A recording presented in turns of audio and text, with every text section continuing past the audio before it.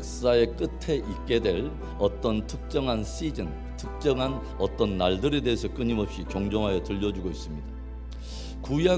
구약은 이 때를 가리켜서 여호와의 날이라 또는 주의 날이라 라고 가리키고 있고, 신약에서는 세상 끝 또는 종말 또는 마지막 때라고 표현을 하고 있어요. 사실 우리들이 이 마지막 때에 관한 주제를 결코 간과할 수 없는 이유는 말 그대로 그때가 역사의 마지막 때가 될 것이며, 그때를 기점으로 영원한 분리가 시작되고 영원한 운명이 나누게 될 거라고 하는 것이죠. 예수님께서 마지막 때와 연결하여 들려주신 모든 비유를 여러분이 한번 살펴보십시오. 공통점이 무엇이냐면 항상 그 비유들의 마지막은 영원한 분리에 대한 이야기를 들려주고 있다고 하는 거죠.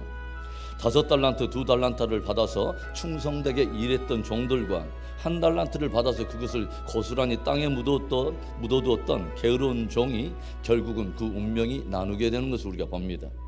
등과 기름을 잘 준비해서 신랑을 기다리던 지혜로운 여인들과 등은 준비하였으되 기름을 준비하지 못했던 어리석은 여인들 역시 그 운명이 판이하게 나누는 것을 우리가 또 봅니다. 그런가 하면 양과 같은 사람들과 또 염소와 같은 사람들의 운명이 갈리고 알곡과 쭉정이가 나누는 것을 우리가 보게 되죠. 부활에 대해서도 성경은 어떤 이는 생명의 부활로 나오며 어떤 이는 심판의 부활로 나오리라 분명하게 들려주고 있어요. 오늘 말라기 말씀에도 등장하는 날이 어떤 날입니까? 용광로 불같은 날이 이르리니, 용광로 불과 같은 날이 반드시 이르게 된다고 하는 거죠. 오늘 말라기서의 마지막 말씀을 통해서 주님이 우리들에게 경종해 주는 메시지가 있다면 무엇일까요? 첫째로는 불의한 자와 불의한 자들의 행한 불의는 반드시 심판을 받는다는 것입니다. 1절의 말씀, 만군의 여호와가 이르노라, 보라 영광로 불같은 날이 이르리니 교만한 자와 악을 행하는 자는 다 지푸라기가 될 것이라.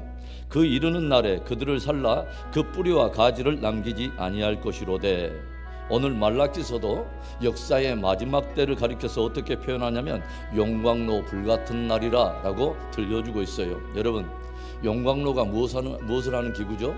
쇠를 녹여서 불순물을 모두 제거하는 기구입니다. 쇠를 녹일 정도의 그 불의 온도라면 그 불의 온도가 매우 높을 것이며 불길이 매우 극심할 거예요. 무엇을 상징하는 것입니까? 마치 용광로가 쇠를 녹이고 재련하듯이 마지막 때에 큰 연단의 때가 있다고 하는 것을 우리에게 들려주는 것입니다. 주님도 마지막 때에 관한 여러 징조들을 들려주시면서 특별한 때에 창세 이전에도 없고 이후에도 없을 만한 큰 연단의 때가 세상에 찾아올 거라고 주님은 말씀하십니다. 그런데 그 용광로고 불같은 날에 그 불이 어떤 용도로 쓰입니까? 교만한 자와 악을 행하는 자를 지푸라기같이 사르는 데 사용된다는 거죠. 뿌리와 가지를 하나도 남김없이 태워버리는 심판의 불로 사용될 거라고 하는 것입니다.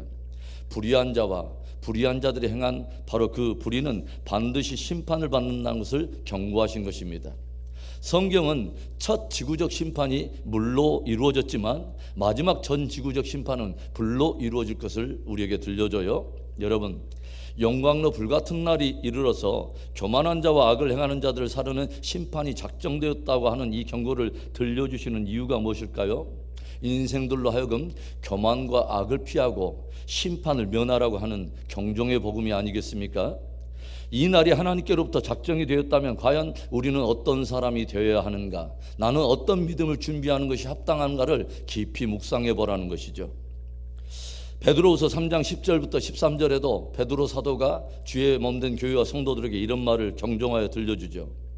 그러나 주의 날이 도둑같이 이르리니 그날에는 하늘이 큰 소리로 떠나가고 물질이 뜨거운 불에 풀어지고 땅과 그 중에 있는 모든 일이 드러나리로다. 이 모든 것이 이렇게 풀어지리니 너희가 어떠한 사람이 되어야 마땅하냐? 거룩한 행실과 경건함으로 하나님의 날이 임하기를 바라보고 간절히 사모하라. 그날에 하늘이 불에 타서 풀어지고 물질이 뜨거운 불에 녹아지려니와 우리는 그의 약속대로 의가 있는 곳인 새 하늘과 새 땅을 바라보도다. 용광로 불같은 날이 이르러서 마침내 하늘이 떠나가고 모든 물질이 뜨거운 불에 풀어지는 때가 이르는데, 이 엄중한 주님께로부터 오는 경고를 받은 우리는 과연 어떤 사람이 되어야 마땅한가? 진실로 심판을 면하고 새하늘과 새 땅을 들어가려면 어떤 믿음으로 준비하는 것이 마땅한가 깊이 생각해 보라고 하는 것입니다. 주님이 말씀하시는 심판의 날이 있다고 하는 이 경종을 바꿔서 더욱 거룩한 행실과 경건함으로 정결하고 단단한 믿음을 세워가는 지혜로운 저와 여러분 되기를 주의 이름으로 축원합니다. 오늘 말라기서의 마지막 말씀을 통해서 주님이 우리에게 경종해 주신 메시지 두 번째는 의로운 자와 의로운 자의 행한 의인은 반드시 보상을 받는다는 것입니다. 오늘 성경은 용광로의 불과 같은 이 날이 이르러서 교만한 자와 악을 행하는 자들을, 또 불의를 행하는 자들의 모든 불의가 심판을 받고 살라버려지겠지만 그 불의 또한 의로운 자들을 연단해서 더욱 정결하고 더욱 거룩하게 빚어내므로 저들의 의가 빛과 같이 드러나는 귀한 역할을 하게 될 거라고 들려주고 있는 것이죠. 2절과 3절의 말씀에 내 이름을 경외하는 너희에게는 공의로운 해가 떠올라서 치료하는 광선을 비추리니 너희가 나가서 외양간에서 나온 송아지같이 뛰리라. 또 너희가 악인을 밟을 것이니 그들이 내가 정한 날에 너희 발바닥 밑에 재와 같으리라. 만군의 여호와의 말이니라. 우리들의 삶에 여러 가지 권고한 일이고 또 여러 가지 환난과 어려움을 당할 때 저와 여러분이 잘해야 될 것이 뭐냐면 생각을 잘해야 합니다. 생각을 잘해야 되는 거죠. 환난과 어려움이 찾아올 때 왜 나에게만 이라고 하는 편협한 생각에 묶이는 것이 아니라 그 환난과 어려움이 우리에게 가져올 신앙의 유익함과 축복을 기대하고 이 환난과 어려움 속에 담겨있는 하나님의 섭리를 묻고 선하신 하나님께 믿음의 반응을 하라는 것입니다. 바로 이것이 불신의 사람과 신앙의 사람이 나누는 분기점이 되는 것입니다. 오늘 말씀을 보면 그 날이 교만한 자와 악을 행하는 자에게는 불과 같은 심판의 날이 되겠지만 그때가 하나님을 경외하는 사람에게는 결국 큰 치유와 회복과 부흥을 가져오는 위대한 하나님의 기회가 된다고 하는 것이죠.